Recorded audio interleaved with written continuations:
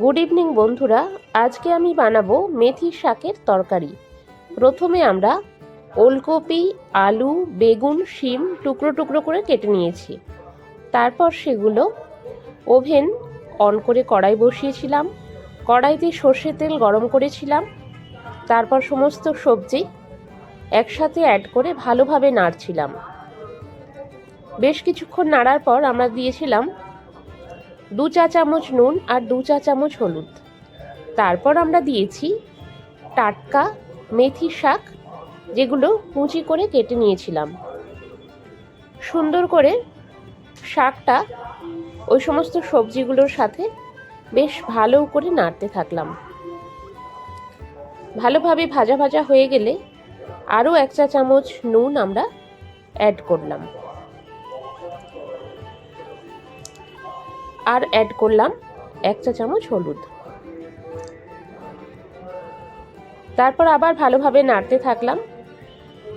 মেথি শাকের তেতো বা তরকারি আমাদের ভীষণ প্রিয়।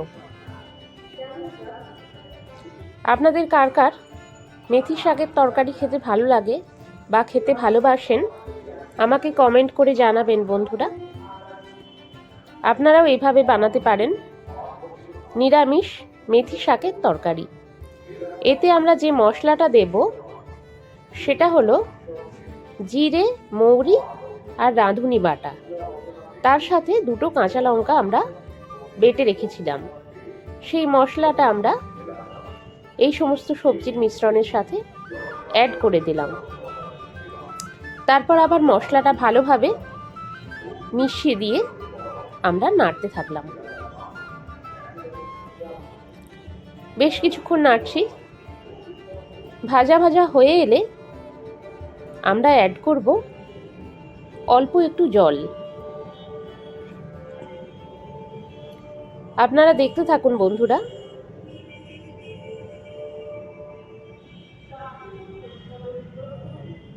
এবার আমরা ছোট কাপের 1 কাপ মতো জল অ্যাড করলাম।